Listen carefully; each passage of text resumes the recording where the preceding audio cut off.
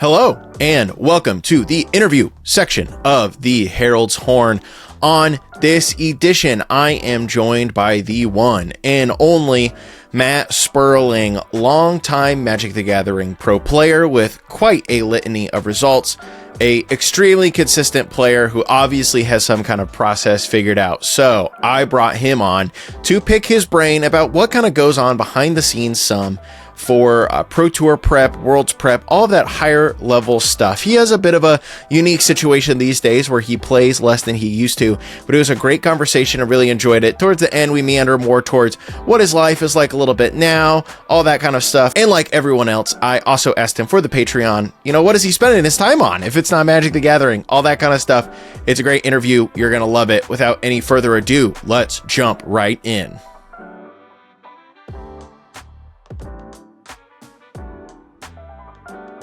And welcome into interview number 40 here on the Herald's Horn. Big number, actually, kind of a big number. Today, I am joined by Magic Pro. I already introduced him, but Magic Pro, former Playing with Power compatriot of mine, and many other things. Matt Sperling. Matt, thank you for joining me here on the Herald's Horn. Happy to be here. Congrats on I'm honored to be the 40th guest. I'm 41 in age. We almost timed it, but you missed me there. But yeah, 40 is a lot of anything, whether it's years or podcasts. It is kind of. I am astounded that I have put together basically 40 full episodes of this thing. When I started it out, I was like, I'll try it for 6 months and see how it goes, and here I am.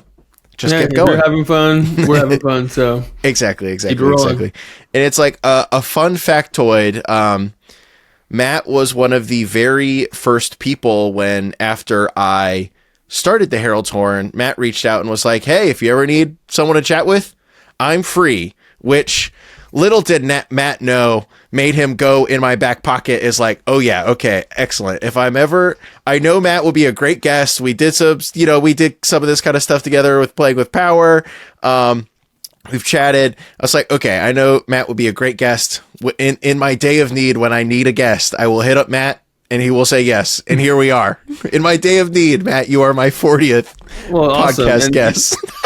I don't know if I ever shared with you. I mean, you were definitely one of the motivations for me to check out the Playing with Power team. And, I'm not there anymore because CEDH has sort of shifted out of my hobby focus, but not because of anybody over there, but just for other reasons. And so, but yeah, definitely like spending more time with you, getting to play stuff. I mean, I thought it was I met a lot of people I liked in CDH, and I wanted to sort of follow those people into specific spaces within CDH. And that's you, that's Alex Heyer, and folks that are just like fun to hang out with, talk to, make content with, whatever. So it's not a wild coincidence that we're back together despite working on a different project, right?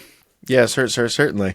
Well, Matt, you did never tell me that, so I appreciate that a lot. It's nice to hear that. Appreciate that very much. Well, yes, here we are together to have a bit of a chat. And Matt, when you reached out to me, I said, perfect, I know what I'm going to talk to Matt about. And that was, I would like to pick your brain as someone I know a little bit more. It is interesting. These conversations that I have with people, I try to at least be like a little informed about what I ask people about. But when we get more into the competitive, the PT worlds, even day two of Grand Prix, those are worlds entirely unknown to me. So I figured when I start talking to people about these kind of things, I might as well start with someone I'm already familiar with.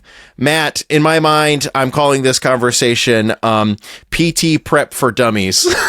Okay. And I would love to hear a little bit about how you, as an established Magic, very high level established Magic player, how you approach these things, how you think about these things. And I think we should just start with a very easy, contained question. Pro Tour's coming up. What's going through your mind?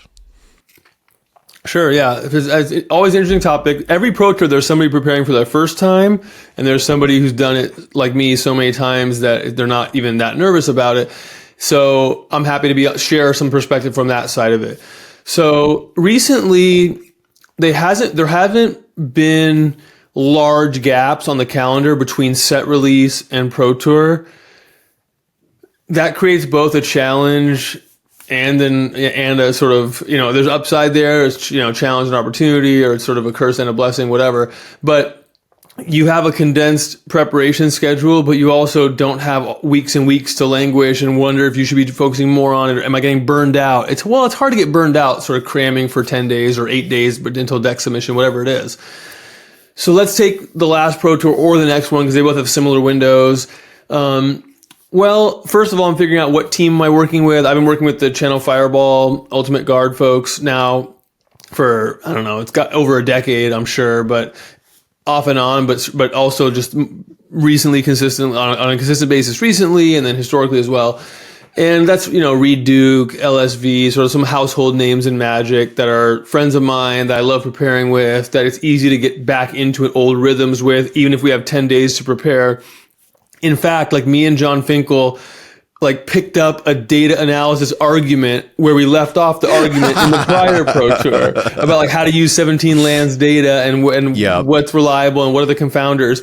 And sure enough, we were shouting at each other where we left off 6 months prior. So anyways, that's what I mean. Get back into the rhythm. I mean, usually in a more productive sense than that. And we quickly said, okay, let's focus on what we got to accomplish in this limited meeting. But preparation looks like you're trying to accomplish for yourself a familiarity with the new cards, proficiency with the important decks from both sides of the table, with and against, to the extent you can. And then for the team, you're trying to provide some data, but also insights into interesting strategies, important strategies, metagame analysis, the inputs into the decisions you're going to make as a team. What are the decks that we think are the ones that we should pursue more as the deadline approaches? As an individual, what decks am I going to practice, submit for the tournament, start to tune, sort of narrow in on? So you start your focus has to start somewhat broad, although depending on the format, maybe not all that broad. It might be that there's one set being added to 3 years of standard. Even if it's standard, I mean, that's not changing all that much. So you're not starting from scratch, but you're also trying to understand, okay, what are these new cards adding to the format? How do I start broad in terms of any of these cards could have an impact if they look strong? And then you can start to narrow down into, okay, well, actually, this card that looked like it might be built around doesn't seem like it's got what it takes at the constructed level. Maybe we'll focus elsewhere, that sort of thing. So in those 10 days, you're accomplishing a lot. And at the same time, you often have limited approach, or you always have limited prep and constructed. So you're trying to figure out booster draft while you're trying to figure out maybe standard constructed, maybe pioneer, maybe modern. Maybe it depends on the Pro Tour. So all that to say, it feels sort of like this group project or group study session, whatever, because you have to collaborate with folks to really get leverage out of the team and to accomplish everything you're trying to accomplish as a team. One person can try and they can accomplish some things, but as a team, you can get a lot more done. So there's just a lot within that answer, but it's a really fun challenge. I mean, I didn't play, I don't know, maybe I played one draft open, almost no Magic between the World Championships last year in October or something like that. I think it was October. And, the first Pro Tour of this year in February, preparation for that 10 days before, I just I didn't have a reason to do it. I didn't have that competitive fire. Then Pro Tour prep starts and all of a sudden I'm engaged. I'm locked in. I'm finding it exciting and interesting, and it's a fun puzzle to solve again. So a little bit of insight there.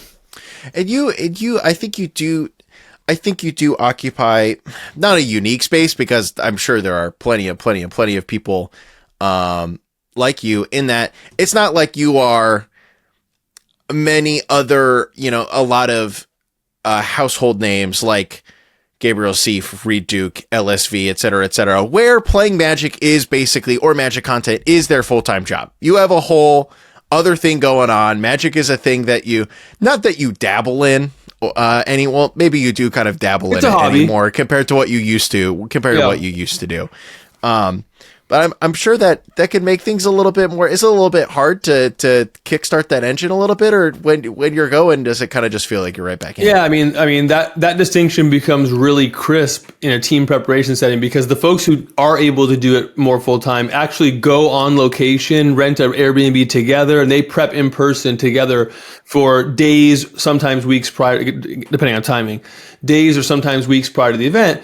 And the folks like me, we're flying in the night before the tournament because, we're not. And you're like, all right, someone's got to put together that 75 you were talking about. It felt pretty good on Mitt Go.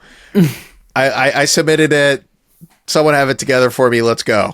So yeah, there's more pressure on us to be efficient. Again, that efficiency thing, I always come back to that. Like if you're going to do a full-time job and Magic as a hobby, but you're trying to compete at the professional level in Magic, you better be pretty efficient. You better be leveraging experience and instinct and insight from like just from having, just from repetitions and sort of like your, like a standard format from 2 years ago, something might ring a bell. Like you better, because you're not going to be able to just put the legwork in hour by hour. Like that's just not what you have available. Fine. And other folks on the team, again, because nobody has infinite time. They've got a little bit more. They can maybe get more drafts in. They can maybe try out more of the archetypes before they narrow their focus into a few, just some advantages there. So as someone in a different situation, of course, I have different advantages. Maybe I certainly have different constraints in terms of timing, but I'm also preparing with other folks for Pro Tours that they may be in the same boat I am. So not everybody, I'm not the only one. I'm collaborating with folks remotely and figuring out how to be I work remotely at work. That helps. Like you just figure out how to be on a team, how to contribute, how to, not get imposter syndrome and think like, well, these people must all think I'm just not doing anything because I'm not there in the house while they're drafting. It's like, no, you got to get over some of that stuff and figure, okay, let me find a way to figure out what's going on, contribute to the discourse of the team learning what's going on, and make sure like I'm giving at least as much as I'm getting and all that stuff, because you can get nervous about that if you're one of the lower contributors in terms of like hours per day, but that's okay. Maybe I can contribute more by quality rather than quantity, or simply by being another experienced voice in the room. And have you ever, I assume in the past, maybe you've had more of a chance to do kind of the traditional flying to the PT a week early. So you have done that kind of stuff in the past too. It's just kind of the point in life you're at now where that's not much of an option. Yeah. I mean, I've been really lucky I've done Hawaii prep on site, It doesn't seem that bad. Yeah.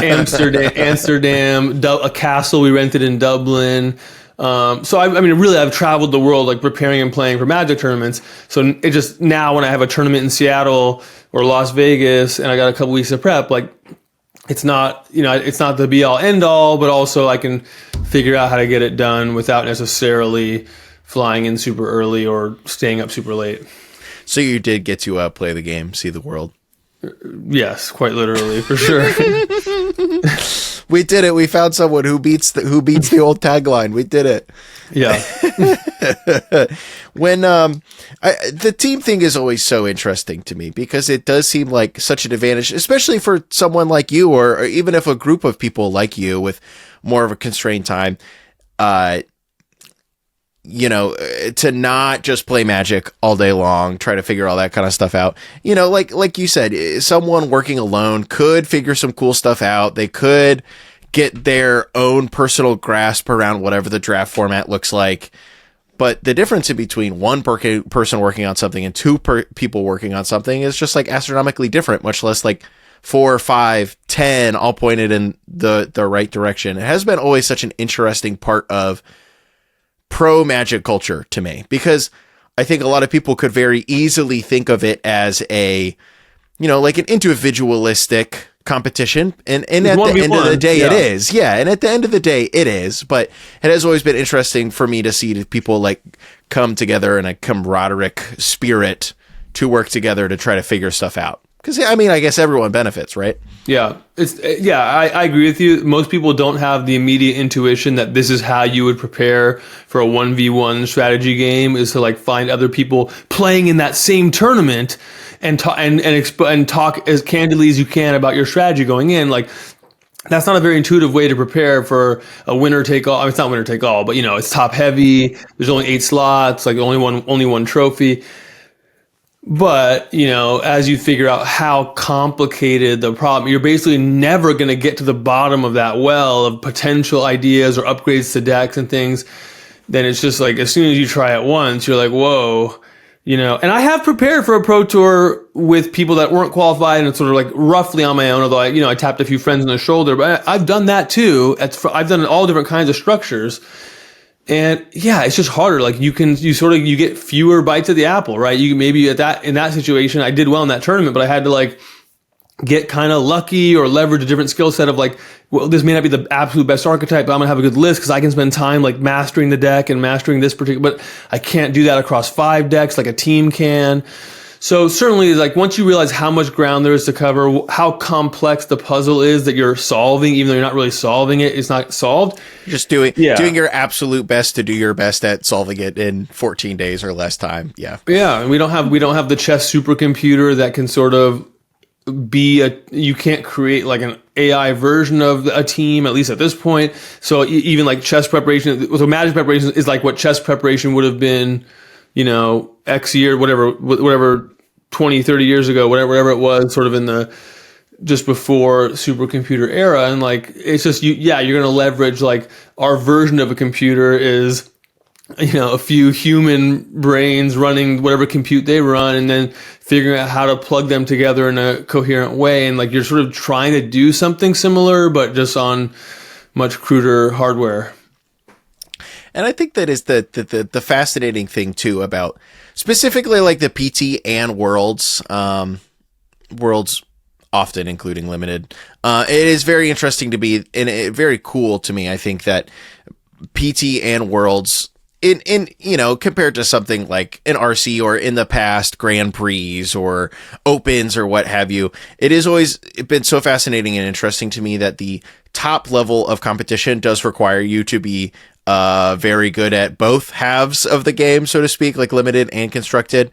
And which is interesting because I assume the team environment definitely helps offload that at least some level too. Like obviously you're not going to top 8 a pro tour if you're not a, upper crust drafter to begin with. But if you're stronger and Constructed and can have LSV running your draft class, then, it sets you off on a little bit of a better foot on that half of the thing. That it helps. Alone. I mean, without question, it helps. We've figured out ways to make it help more with effective, like limited meetings where we go over strategy in Limited and try to share, like, you may not have played, almost certainly you haven't played with all the rares, for example, but someone on the team has, so we can sort of say, hey, like, is this thing as good as it looks, better than it looks? How does it look? Talk about the array. And maybe you're listening because you haven't even played with it, but then you open it up for day 1 of the Pro Tour. The person next to you that doesn't have a team maybe, or their team isn't as experienced, maybe they opened a rare that they haven't, and they just like don't, they're going off of like what some podcaster thought pre-release, and that's just not going to be as well informed. So yeah, definitely like huge component of it. The Limited plus Constructed thing, yeah, it helps it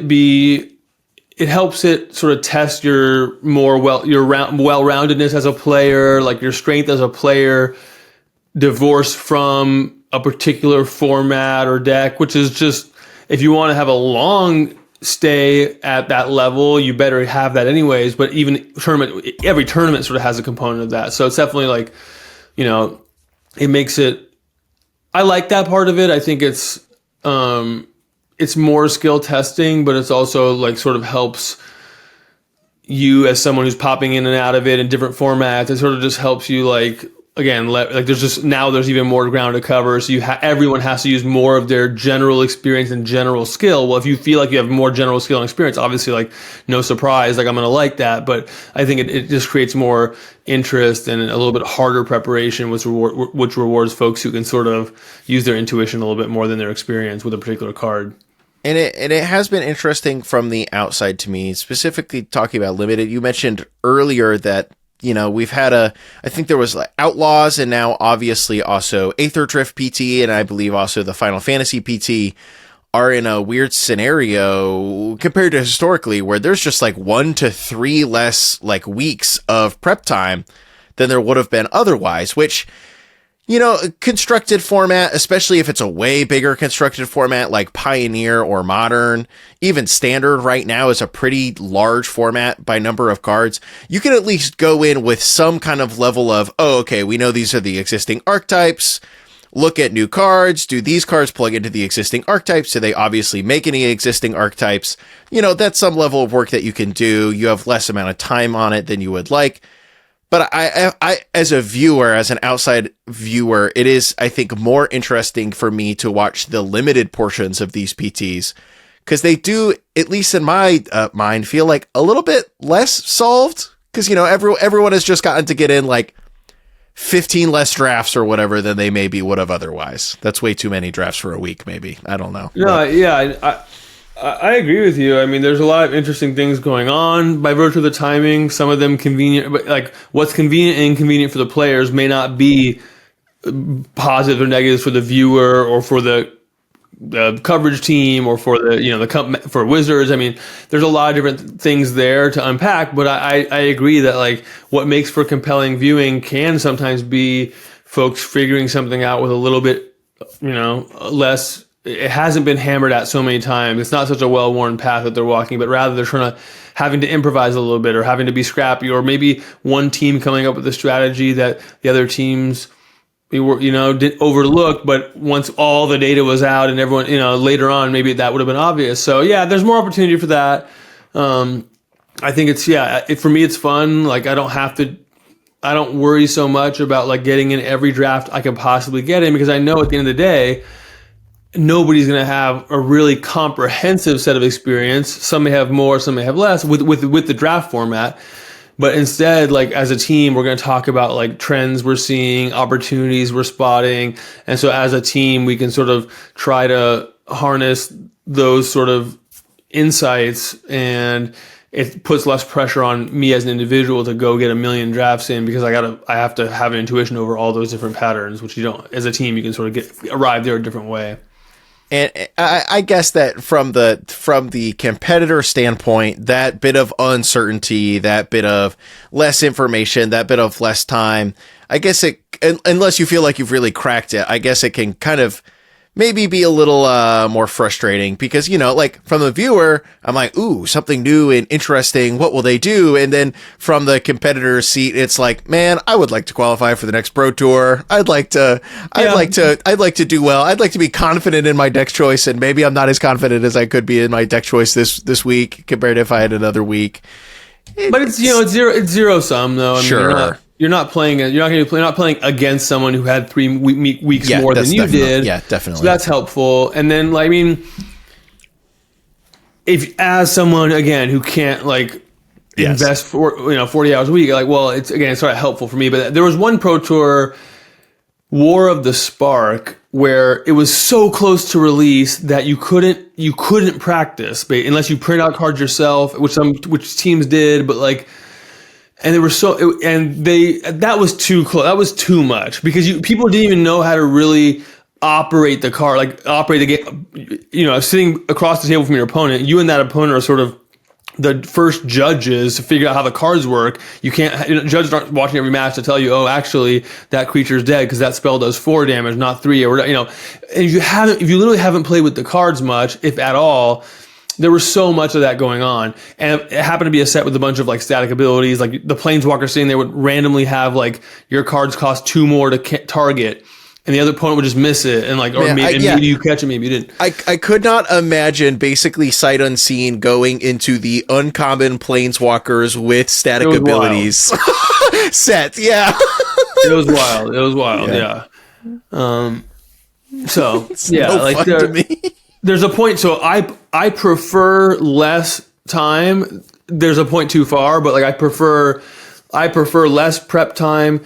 It means that I'll get a similar reward out of the tournament, all else equal, because it's sort of zero sum. But then it's a lower investment, and that really matters to me as someone who can't invest a ton. Like it's just lower investment. Everybody has the opportunity to invest less because of the time frame.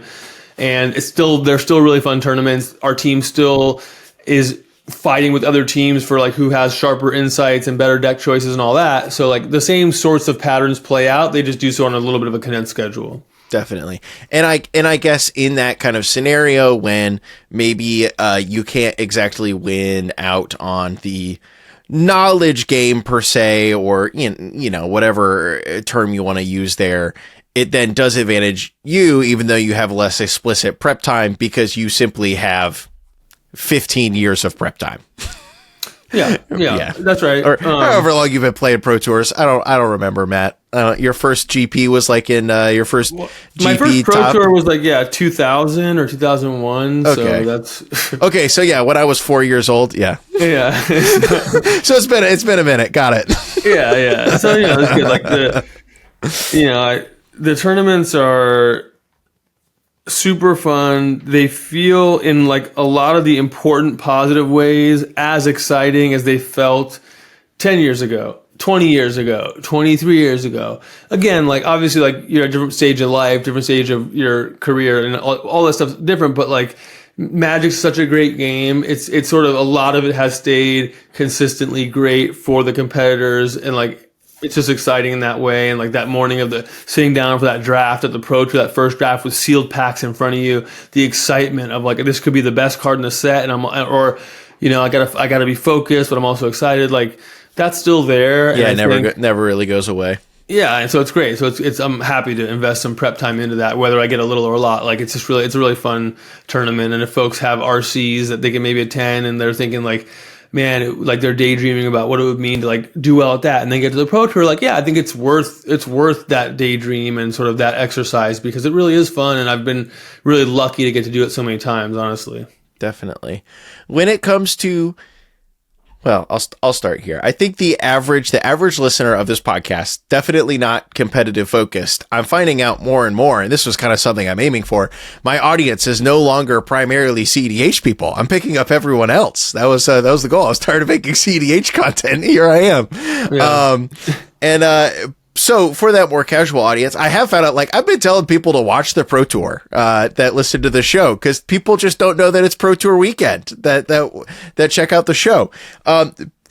So that's some of the audience of the show. For those kind of people who are, they're on average invested in Commander, right? But they're kind of unplugged from the competitive scene. Do you think there's any kind of misconceptions that people have about like what goes into the Pro Tour, or stuff that they would maybe be surprised by if they aren't like in the scene?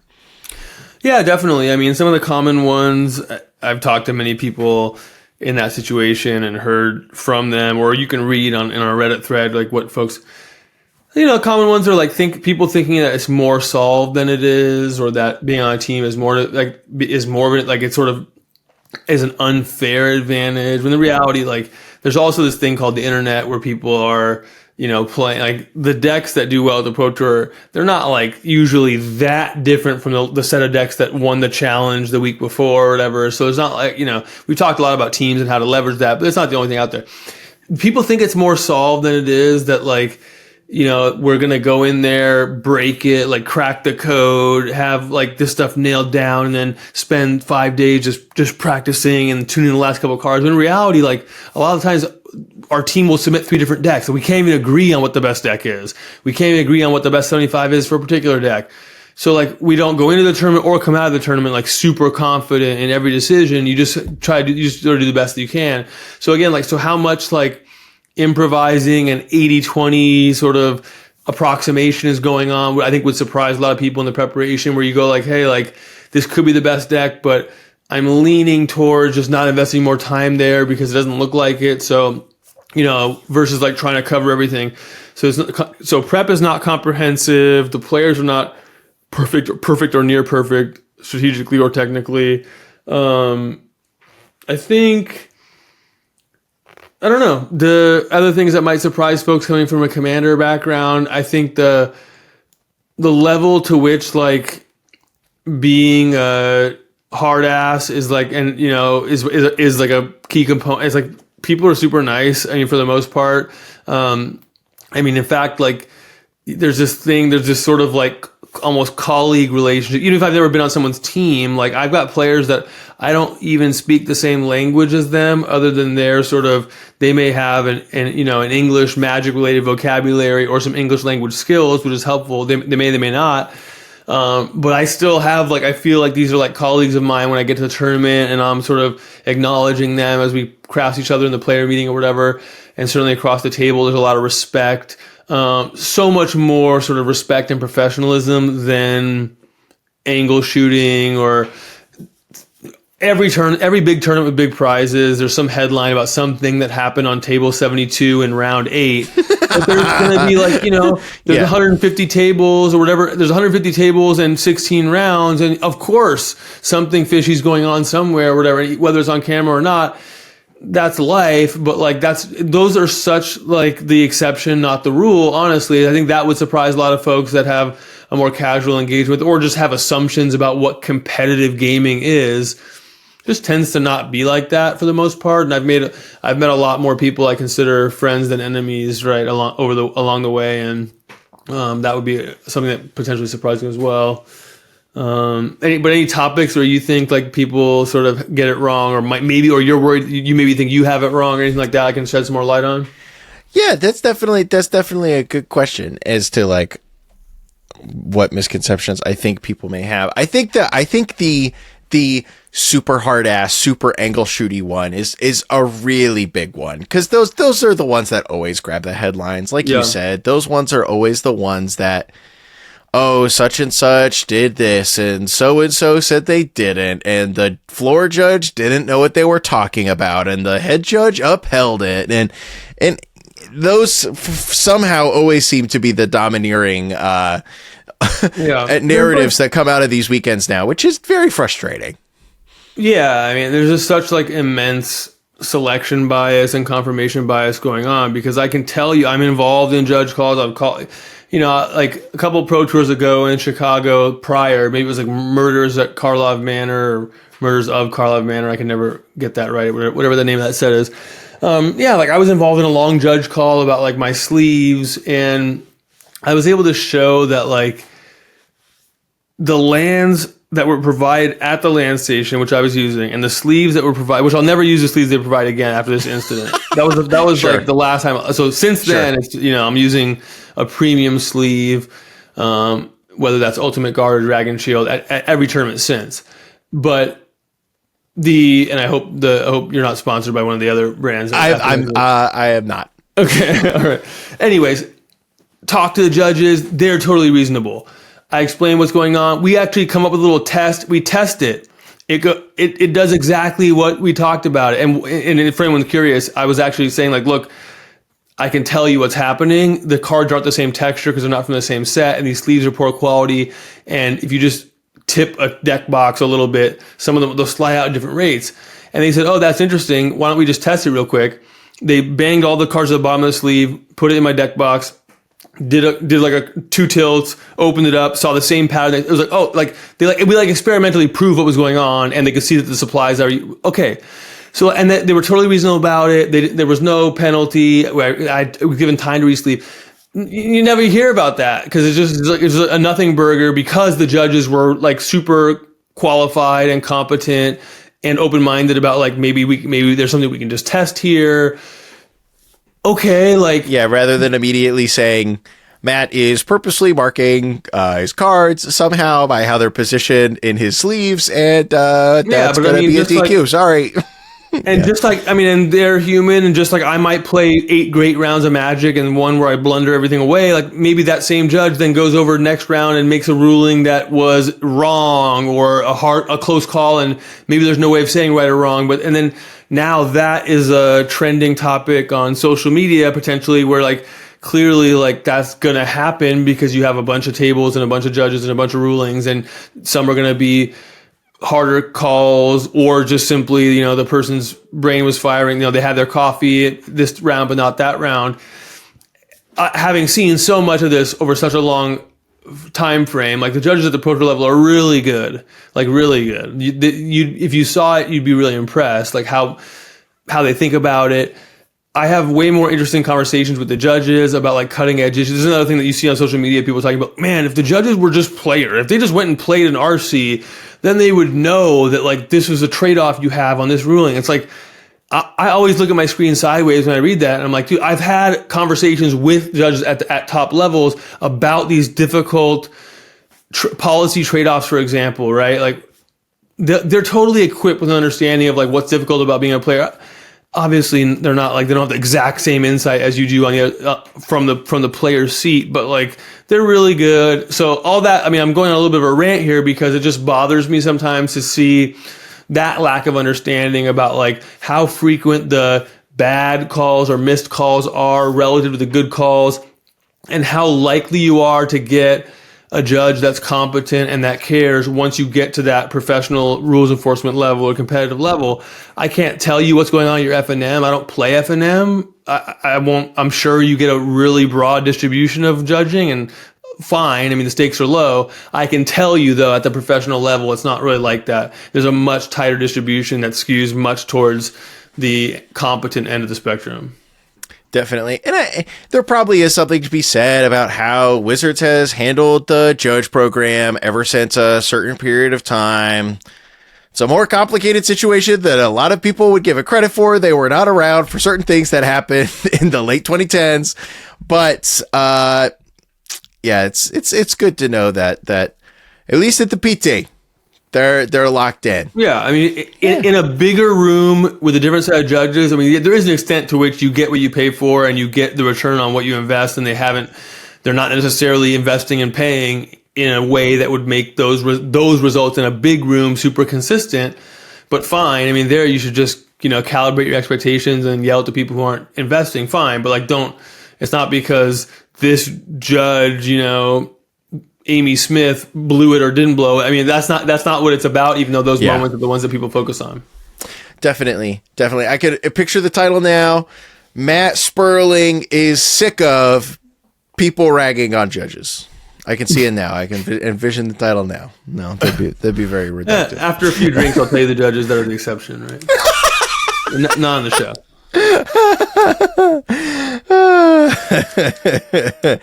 I've been sitting here trying to rack my brain about all of the other misconceptions people might have, but I think I've just been like a higher investment level fan than normal of like PT and higher level play that I just don't have any in my head. Yeah. Okay. I've got others. I mean, people think that like format specific proficiency they overweight that by a lot. And part of that's a function of like maybe how valuable it is at lower levels versus at the pro level. But like people think that if you took like someone like Gab Nassif or somebody who's never played like CEDH and like you gave them a week to prep for CEDH tournament, they think that like that wouldn't be a really strong CEDH player, which is just like wild because of course they would be like very good.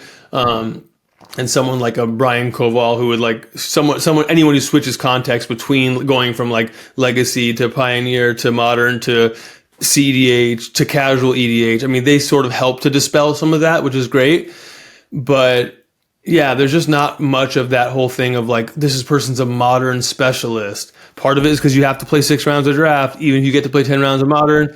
And part of it is because how are you going to stay qualified if there's 1 modern pro tour a year and 2 of another format or 3 of another format, depending on how many PTs there were in a given year. So anyways, I'd say that's a common misconception. It seems that like so far, many of your misconceptions can not be boiled down to, but like, maybe people overweight like a specific type of proficiency or a specific type of, there are percentage gains that in specific circumstances add up over a long period of time, but at an average PT or whatever, you're just not a lock to win because you are the best modern player in the room that maybe has a cracked deck. There's a lot of other things going on. Well, look, again, it's like we talked about how it's a really complex problem, like preparation. Well, yeah, what's going on at these tournaments is very complex, and if you're not there doing it all the time, you're going to have some assumptions, both so you can comprehend what's going on. You're going to simplify it and make some assumptions, and just trying to speculate as to where some of those assumptions, like where some of the mistakes might concentrate. I think there's like a lot of things that determine who does well at a tournament, but only a few things that people tend to assume is driving what does well at a tournament. So, those are definitely like, that's fertile ground to talk about like where the misconceptions lie. Cause there's just a lot that goes into it. And some tournaments you feel like if you play enough of them, sometimes you feel like your prep went really well and that was driving a good result. Other times it was like, wow, I really like was playing really well and like my concentration wasn't slipping and I was able to like learn during the tournament like things I didn't learn in prep, and that like ability to absorb information, that was helpful. So even it's so complicated. Even tournament, like what determines who wins for you is going to change and all that stuff. So, folks, I think like to have a simple picture that, and maybe it's because they haven't spent that much time on it, or maybe it's something else. They want to justify to themselves, why they never did well at the tournament. I don't know. I mean, again, it's different for different people. But, why did I never even get to be an F&M hero, Matt? Come on. There's defense mechanisms that kick in, and I don't have to speculate because I have other hobbies where I am a beginner where you have those defense mechanisms in those hobbies. I mean, I know, like I watch them, like I can't beat somebody who's decent at chess, let alone good at chess, and yet I watch some chess. I like chess and I like to watch, and so I have a lens into like how you have to make assumptions to understand things that are operating at a level of complexity and proficiency that you don't have. I play golf. When I watch pro golfers or very good amateurs, like I have to interpret what they're doing through my limited understanding of what really matters, and then assume how they spend their day out off the course. I have to like assume what's going on or watch a video that gives a little bit of a window. So again, so I use those as like intuition pumps into how folks might be thinking about pro magic, where I do have like expert level, domain knowledge. And then it is kind of interesting. I think a lot of people would even assume that someone like you, who has had a very good last year of high level Magic performance, which we'll talk about in a little bit as well. I think a lot of people would assume that, even when we started talking, I was kind of surprised to hear that you weren't even in like the kind of group of people who are going out to the house and jamming in the house or whatever. I was shocked to hear that you, someone who was performing this well, this consistently, was in the group of, well, I don't quite have the time and I'm not actually super motivated day to day. So I haven't really played much Magic since the last PT.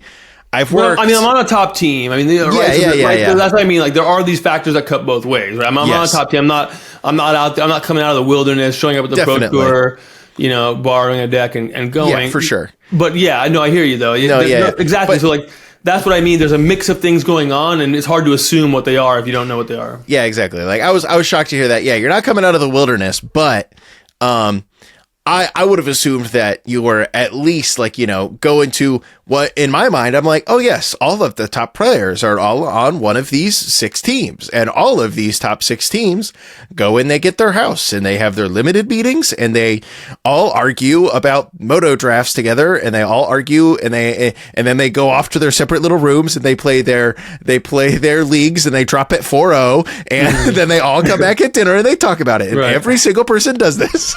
I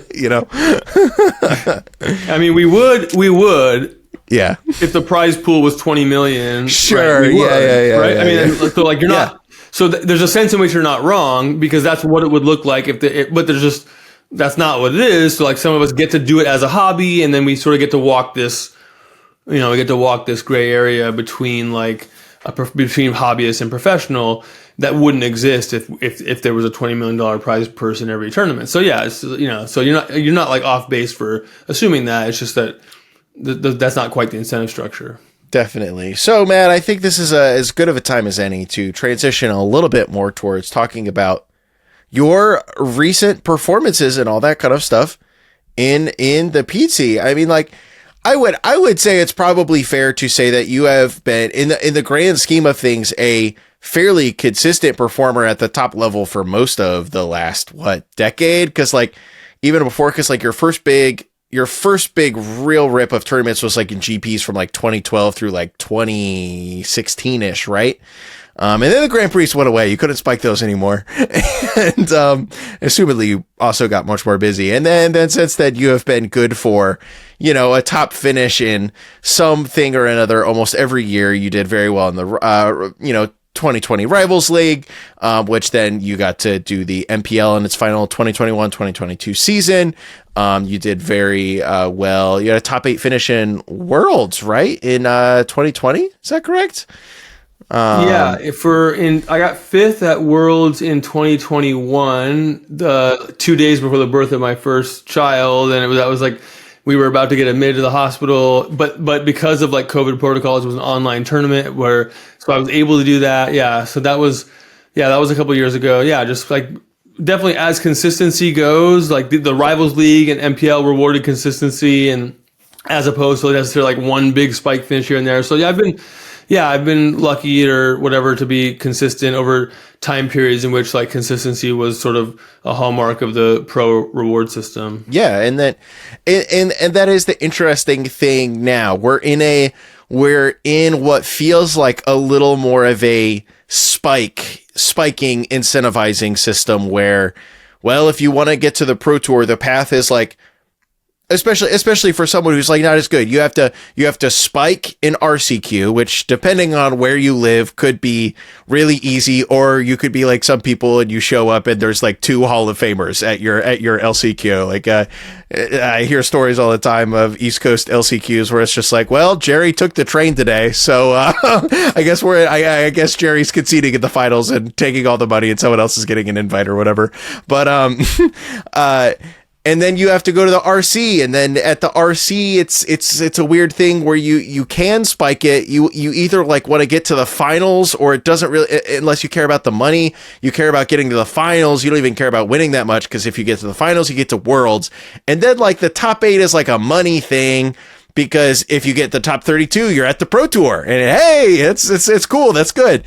It's such a funky, weird, spiky incentive structure. Because if you don't there's under top 32, you get invited to the next RC. Blah blah blah blah blah. Get up to the Pro Tour, and then there's a lot of cash flying around. And if you do relatively well, you can re-queue for another Pro Tour. But it's not really as much like it was in the past where there was the pro point system. There was all that kind of stuff.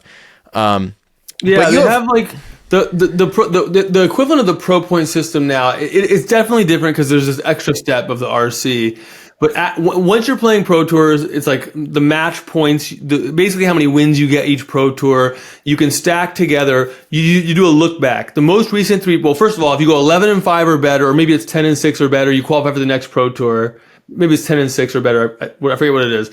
But if you achieve that record, you get to the next one via just having done well at this one. And then you get to do like a most recent 3 pro tours look back. And if you get a sufficient number of wins across those 3 pro tours, you're qualified for the next one, right? So it does let you be, but it's hard to get to the most common criticism of the system is hard to get to the pro tour. And if you get there once and don't do great, it's hard to get back because you sort of have to climb the mountain again.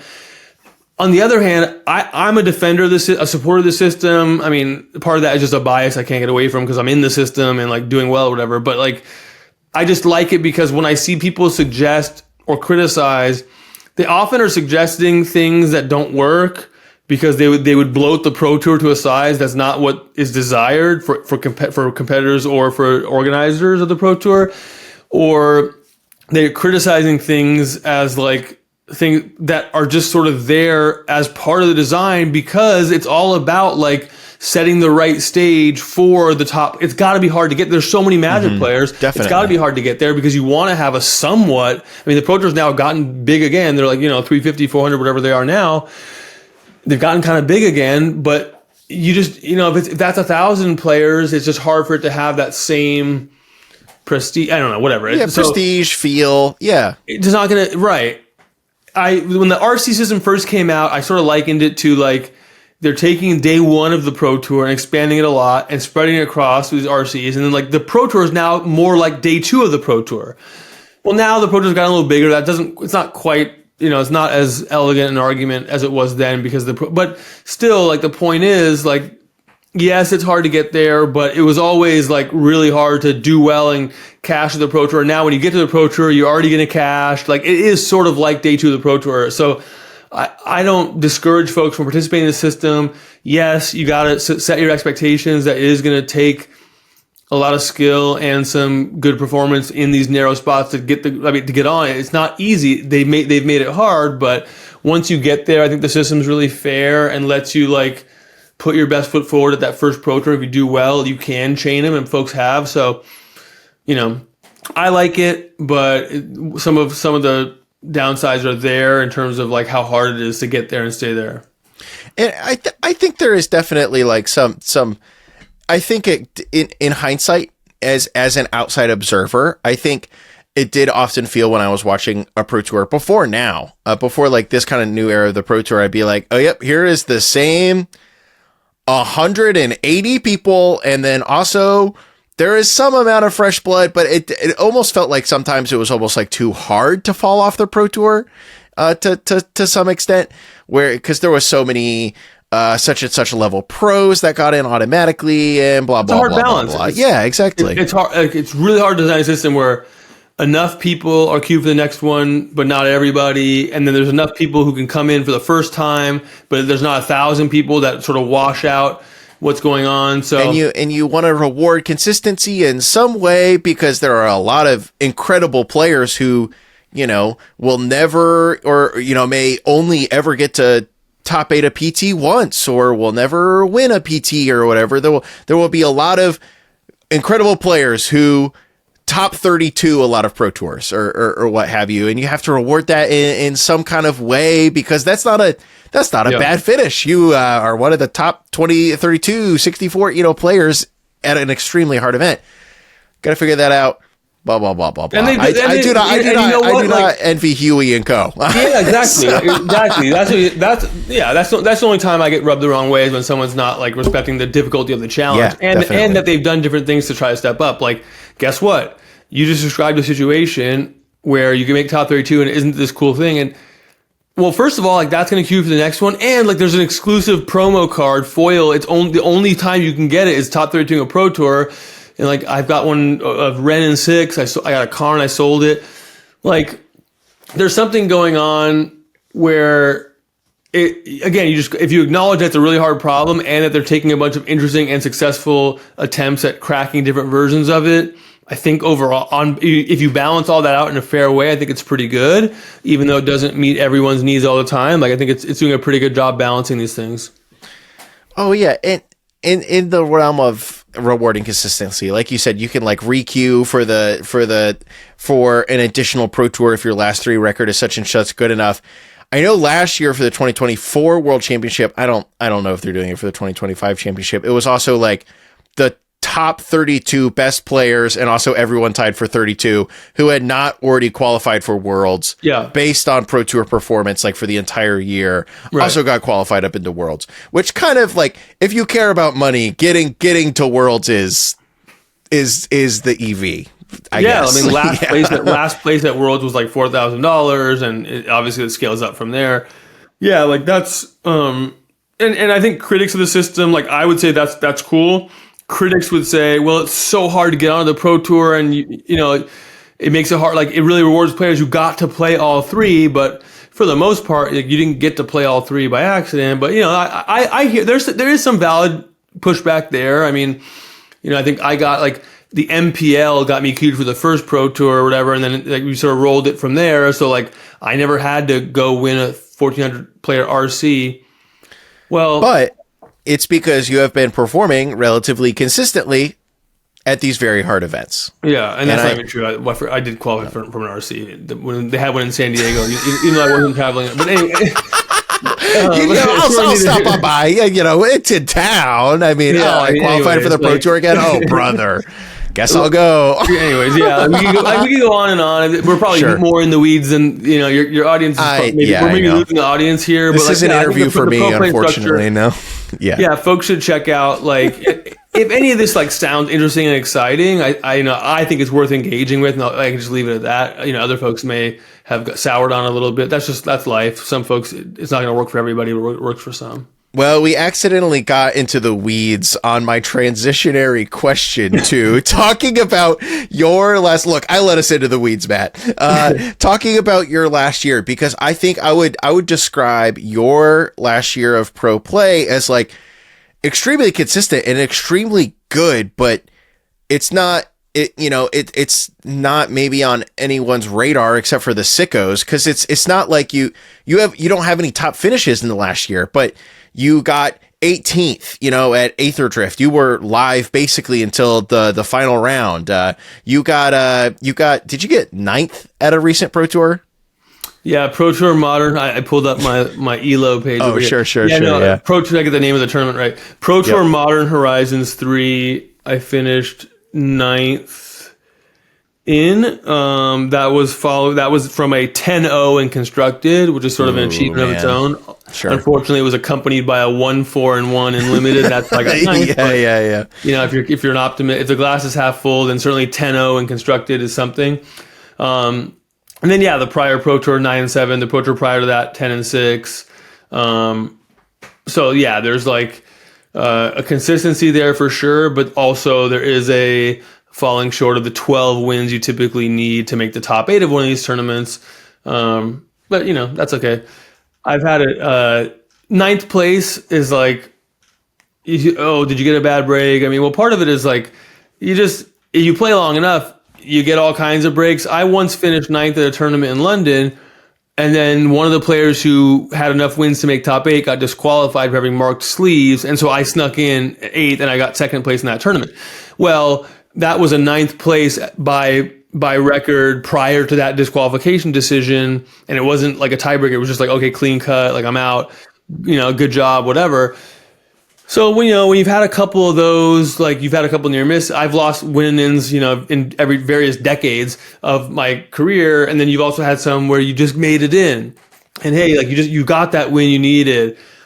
So that's part of it. That gives you perspective on not like going crazy. And the other part is like, when you get 9th, but there's always like something you could have done. When I went 1-4-1 in limited, well, maybe if I can get one of those losses into a win, and then it's very clear cut, I'm obviously going to make top 8. So, I mean, who do I have to blame? I mean, the algorithm that calculates tiebreakers, like, what am I going to do? Go punch a wall about that? So it's fine. Like, I'm consistent is great for me. I think like the players who know, again, like my colleagues in the Pro Tour, I think they hold me in high esteem. That matters a ton to me.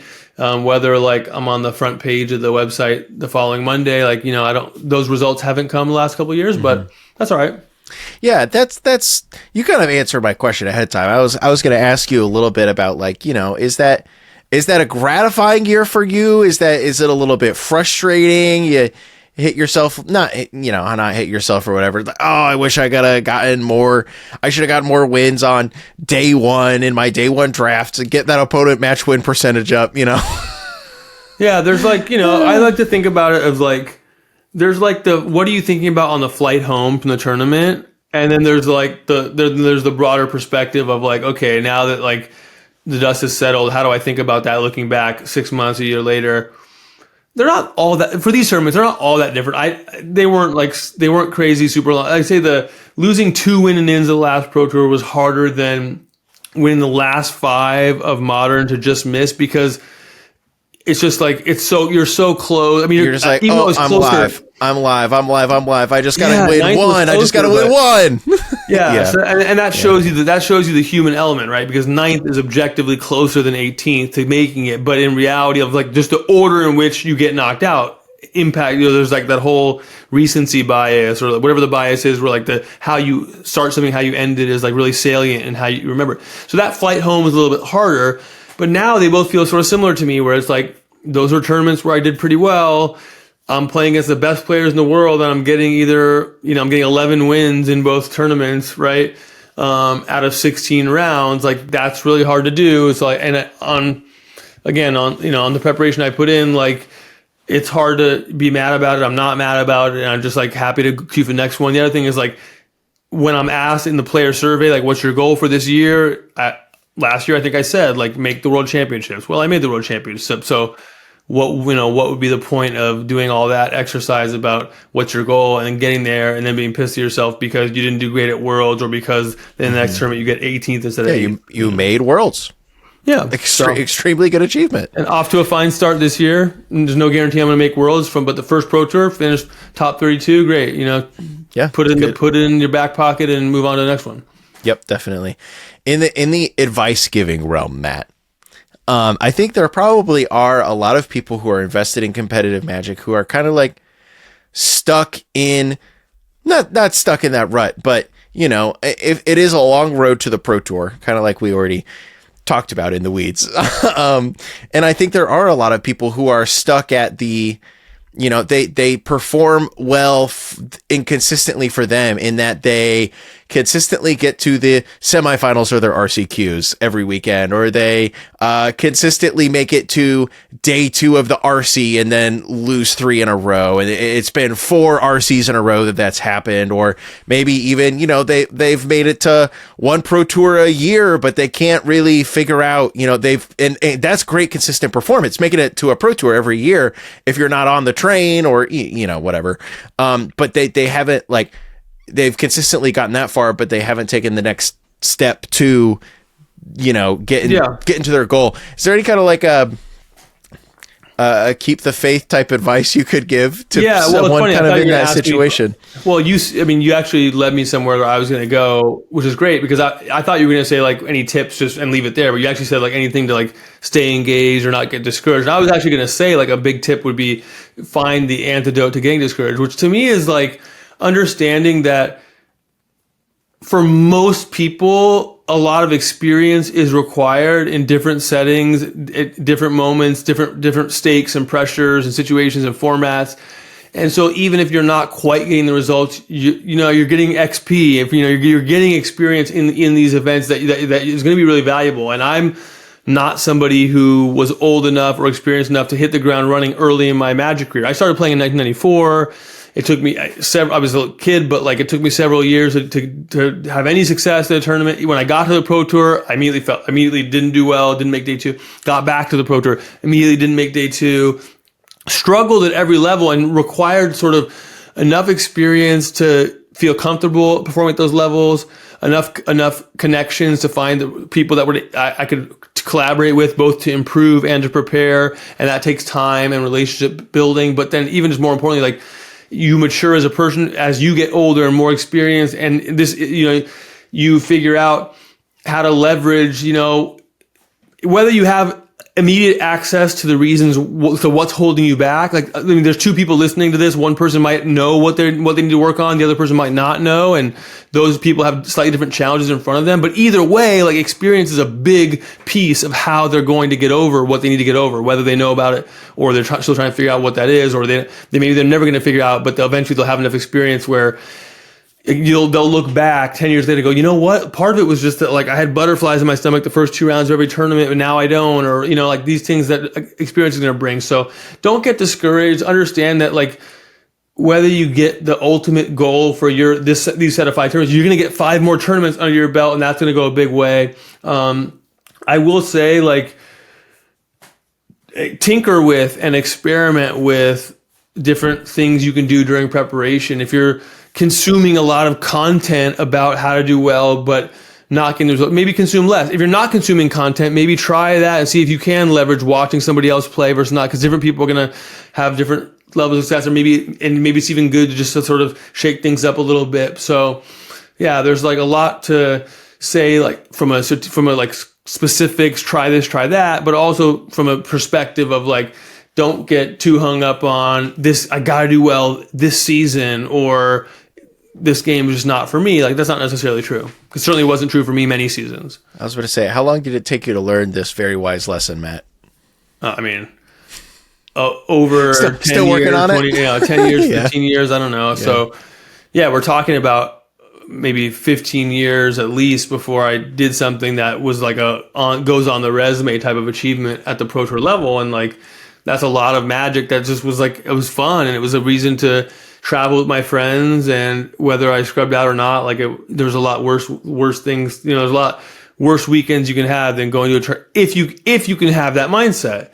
If you can't have that mindset that, hey, there's worse things out there, and I still had a lot of fun, and I scrubbed out, but hey, I found a friend that also scrubbed out, and we went and had a great time in the city we were in, after we went to karaoke, whatever we did. You can't locate that. Yeah, I mean, that's going to make it tougher. If you can locate that, then it makes it easier to put up with it for 10 years, or hopefully for you, it's only going to be a couple of years. And believe me, I know players who had success in their first season. So everyone's going to arrive there at a different time if they arrive there. But to get discouraged, maybe that's just not understanding where you are in the journey. Definitely. Speaking of where you are on the journey, Matt, I think in my mind, obviously I'm assuming things here. I think like in my mind, your story of your last 5 years in Magic, last 6 years, is like maybe a declining slope of engagement. We were kind of talking about, way back in the day, really into Magic. These days, you said that you didn't really play much Magic in between such a time and such a time, or any at all. And because, life happens. And like you said, if we were all playing for $200 million, it would be a different story, right? But you're married, you have a very involved job, you have other hobbies, which we'll talk about later. If you think you fell off the Pro Tour, do you think that would effectively be the end for you right now? I mean, there's just no reason to call something the end, because I've fallen off before. I've taken breaks before. Sure.